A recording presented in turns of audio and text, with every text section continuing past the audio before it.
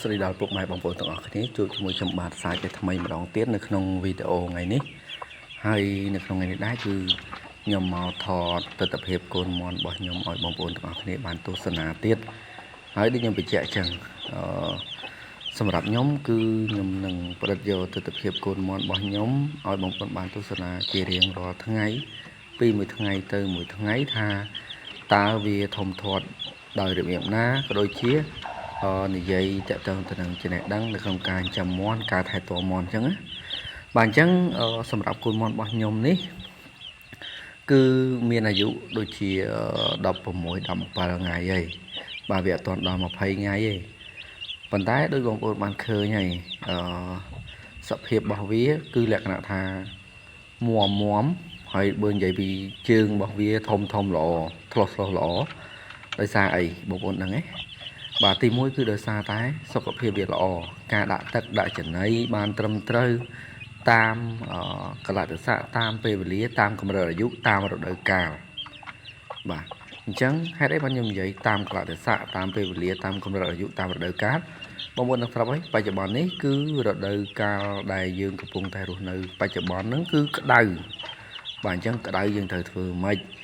ការដាក់ចំណីដាក់វាម៉េចហើយមានបងប្អូនជាច្រើនដែលគាត់បើនិយាយពីការដាក់ចំណីវិញខ្ញុំសង្កេតឃើញរហូតហើយគាត់ក៏បានខមមិនមកខ្ញុំដែរ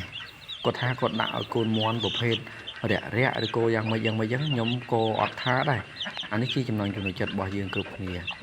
ប៉ុន្តែអ្វីដែលខ្ញុំបដោតសំខាន់គឺការដាក់ចំណីគឺយើងដាក់ធ្វើម៉េចដើម្បីការពារចំណីកុំឲ្យ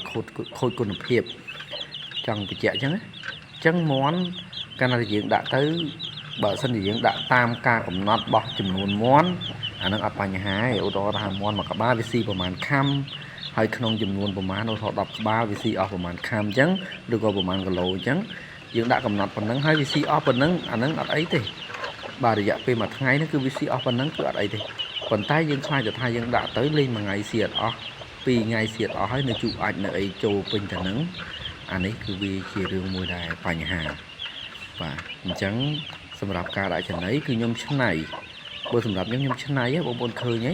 ខ្ញុំច្នៃជាកំប៉ុងខ្លួនឯងហើយលុះត្រាណាតែមន់នឹងវាចឹកបាទបើនៅវាគោះអាកន្លែងមាត់ច្រកវាហ្នឹងបានវាចេញមកទៀតបាទបើវាចឹកអស់ហើយវាអត់ចឹកគោះតិចមកទេវាអត់ធ្លាក់មកទេអញ្ចឹងមន់កាលណាតែវាឃ្លានវាឃើញចំណីនៅក្នុងកំប៉ុងហើយខាងក្រៅអត់មានវាប្រកាសជាចឹកនឹងយកទៅពុះវាចឹកទៅប៉បតិចវាហៀចេញមកតិចបើវាមិនចឹកគឺវាមិនហៀចេញមកគឺខ្ញុំធ្វើដើម្បីអីគម្របខាងលើបិទចិត្តដើម្បីកាត់បន្ថយគេហៅថា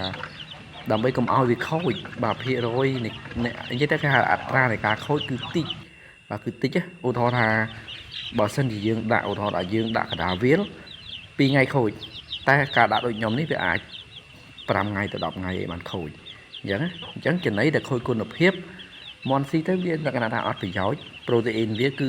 អត់អាចជួយចិញ្ចឹមជួយបំពន់ឲ្យជួនប៉ះពាល់សុខភាពមន់ទៀតបាទអញ្ចឹងអានេះតើទៅនឹងចំណីហើយជួនវាស៊ីទៅដូចយើងដាក់កំប៉ុងរៀបអីវាឡើងទុំជុះអាចដាក់អីលិចកើតវាប៉ះពាល់ដល់សុខភាពមន់ទៀតបាទឥឡូវយើងនិយាយពីទឹកអញ្ចឹងទឹកខ្ញុំបាននិយាយពីម្សិលហើយថាការដាក់ទឹកគឺយើងត្រូវចេះបត់បែនមិន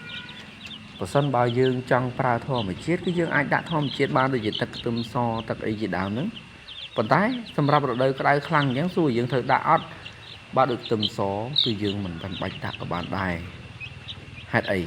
ដោយសារខ្ទឹមសគឺជាប្រភេទគេហៅថាថ្នាំធម្មជាតិមួយប្រភេទដែលជួយការពារមន់កុំឲ្យផ្ដាសាយការពារមន់កុំឲ្យល្ងាសំកុករួញកអញ្ចឹងសួរយើងដាក់បានមានប្រសិទ្ធភាពខ្ពស់ហើយអត់ប៉ះពាល់សុខភាពមន់នៅរដូវណាគឺរដូវវស្សាហើយរដូវប្រាំងយើងដាក់បានអត់យើងមិនមែនថាយើងដាក់មិនបានទេប៉ុន្តែយើងត្រូវមើលថាតើស្ថានភាពកំពុងតែក្តៅខ្លាំងយើងអាចដាក់បានអត់អញ្ចឹងយើងមិនអាចដាក់ព្រោះខ្ទឹមវាក្តៅដែរបើវាក្តៅដែរអញ្ចឹងដាក់ទៅវាអាចប៉ះពាល់ហើយណាមួយក៏វាដូចជាមិនមានប្រសិទ្ធភាពអីផងដោយសារអីពេលរដូវក្តៅខ្លាំងបែបហ្នឹងខ្ទឹមសច្បាស់ណាស់យើងដាក់តែមួយថ្ងៃអត់ទាន់ចេញជាតិទេអញ្ចឹងទឹកតែមួយថ្ងៃគឺយើងផ្លាស់ជួនអំបល់មួយថ្ងៃផងយើងដាក់ពេលព្រឹកពេលថ្ងៃត្រង់យើងផ្លាស់ បើយើងផ្លាស់ហើយដល់ពេលវាចាប់ពីថ្ងៃត្រង់រហូតដល់ល្ងាចអីចឹងវាអាចរក្សាគុណភាពទឹកមិនឲ្យក្តៅពេកចឹងមាន់ហ្នឹងគឺយើងវាដូចថាយើងអាចប្រើដល់ព្រឹកតែសួរវាចេញជាតិអត់ដាក់ព្រឹកថ្ងៃផ្លាស់ដល់ពេលយើងដាក់វិញមកយប់ទឹកព្រឹកឬក៏ល្ងាចយើងអាចផ្លាស់អាទឹកហ្នឹងចេញទៀតចឹងវាដូចថាมันអាចជួយអីបានទេបាទมันអាចជួយអីបានទេចឹងសម្រាប់វីដេអូថ្ងៃនេះគឺខ្ញុំនិយាយបន្ថែមប៉ុណ្្នឹងតែដឹងនឹងចំណេះដឹងនៃការប្រើថ្នាំធម្មជាតិការប្រើខ្ទឹមសចឹងដូច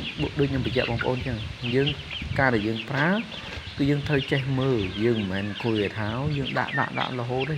ក្តៅខ្លាំងចឹងយើងត្រូវចេះបត់បែនចេះមើលស្ថានភាពផ្លាស់ប្ដូរទឹកវាឲ្យបានត្រឹមត្រូវចំណីអីចឹងយើងត្រូវដាក់នៅកន្លែងដែលសុវត្ថិភាពដែលមាន់មិនអាចជុះដាក់បាន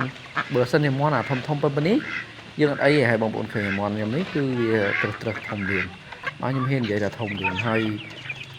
ការដាក់ចំណីរបស់ខ្ញុំគឺខ្ញុំដាក់ចំណីទិញពីផ្សារផងខ្ញុំពេលខ្លះខ្ញុំអស់ចំណីចឹងទៅខ្ញុំអត់ទាន់បានឡើងទៅផ្សារអ្នកភូមិគាត់អត់មានយកមកលក់អីចឹងទៅខ្ញុំទិញសុទ្ធខ្ញុំដាក់អង្គដាក់ចុងអង្គដាក់ស្រូវអីចឹងទៅ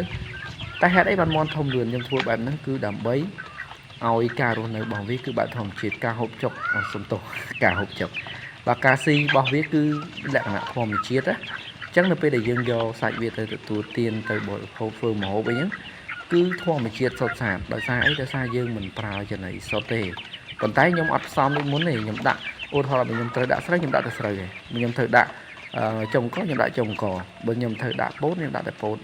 ហើយឃើញខ្ញុំដាក់បន្លែគឺខ្ញុំចងមកបាច់ឲ្យវាចឹកខ្លួនឯងចឹងទៅព្រោះខ្ញុំគិតថាឲ្យខ្ញុំធ្វើអញ្ចឹងដើម្បីទីមួយឲ្យវាការរស់នៅរបស់វាការចំណងចំណុចចិត្តរបស់វាបែបអត់បខំគឺនៅពេលដែលវាឃ្លានចំណីវាអត់មានចំណីស៊ីវាអាចទៅចឹកស្មៅចឹកបន្លែដែលយើងចងដាក់ឲ្យវាអីចឹងទៅបាទឬក៏ទៅចឹកស្រូវចឹងទៅអញ្ចឹងនៅពេលដែលវាអត់មានដូចថាវាមានចំណីហើយស្រូវវាប្រកាសជាវាមិនស៊ីទេតែដល់ពេលវាអត់ចំណីវាអាចស៊ីស្រូវជំនួសដើម្បីបំពេញកែចឹងទៅបាទនេះជាវិធីសាស្ត្ររបស់ខ្ញុំដើម្បីឲ្យមាន់ហ្នឹងវាចេះរស់នៅតាមបែបធម្មជាតិហើយការស៊ីចុករបស់វាគឺបែបធម្មជាតិចង់បញ្ជាក់អញ្ចឹងដល់ពេលអញ្ចឹងគេហៅថាមាន់របស់យើងគឺមាន់ស្រែសុទ្ធសាធធម្មជាតិសុទ្ធសាធបាទអញ្ចឹងពេលភ្ញៀវគាត់យកទៅគឺគាត់សរសើរគាត់ពេញចិត្តដោយសារអីមាន់ចិញ្ចឹមហើយនឹងមាន់ធម្មជាតិគឺខុសគ្នាបងប្អូនបាទខុសគ្នាអ្នកដែលធ្លាប់ចិញ្ចឹមដឹងហើយ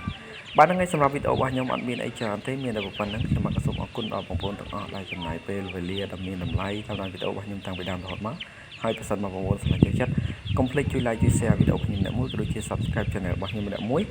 ដើម្បីទទួលបាននូវវីដេអូថ្មីៗពីខ្ញុំបាទហើយខ្ញុំបាទក៏សូមអរគុណសូមគ្រប់លាយើងនឹងជួបគ្នានៅវីដេអូក្រោយទៀត